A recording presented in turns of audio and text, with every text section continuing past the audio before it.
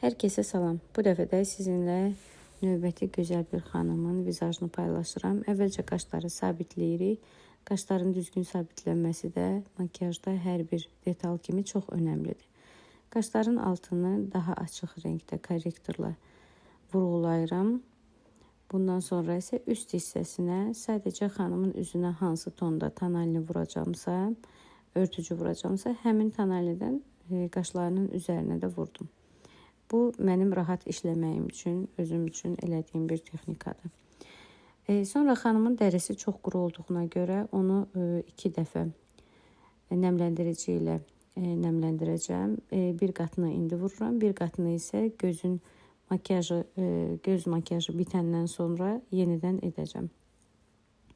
Burada isə xanımın gözlərini torpaq tonlarında, biraz torpaq tonlarının kərpiç tonları qarışıq bir ten edirəm. Xanım özü qara libasda olacaq ziyafətdə və gözlərinin daha tünd, ümumiyyətlə tünd makiyaj istədiyini bildirdi və biz də onun istəyini nəzərə aldıq. Gözlərinin ön hissəsini daha açıq rənglərlə vurğulayıram və kiprik dibinə laynerlə yox, laynerə bənzər sadəcə karandaşla və tünd tenlə vurğulayacağım.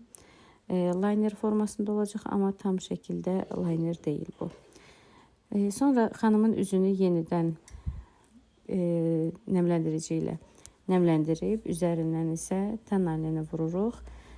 Tonaliniyə bu arada mən bazanı qatmışam, öncədən qatıram və belə mənə daha rahat olur. Burada isə xanımın üzünün konturlama işləmini edirik və rumianasını və transparan pudra ilə qalan işləmləri də tamamlayırıq.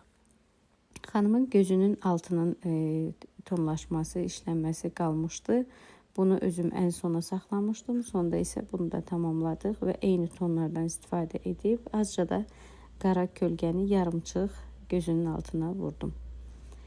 Və düşünürəm ki, xanıma bu vizaj çox yaraşır və sonda tamamlanmış versiyasında nə demək istədiyimi görəcəksiniz. Burada isə xanımın yanaqlarının ön hissəsinə ənliyi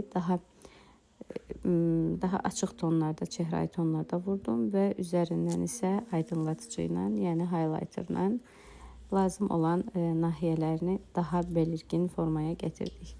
Dodaqların konturlamasında isə xanımın dodaqları incədir və bu incəliyi itirmədən gözəl bir şəkildə dodaqlarını azca həcm verərək daha dolğun hala gətirdik. Dodaqlarını da gözlərindəki tondan istifadə edib, zaten əlavə olaraq iç qismlərinə rozlu tonlardan istifadə etdim. Və ümumi tamamlamadan sonra xanımın vizajı bu cür görünürdü. Xanım özü də çox bəyəndi və düşünürəm, çox həddindən artıq gözəl yaraşdı xanıma. Burada xanımın saçları hazır versiyada deyil, sadəcə vizaj tamamlandığı üçün vizajla biz onu çəkmək qərarına gəldik.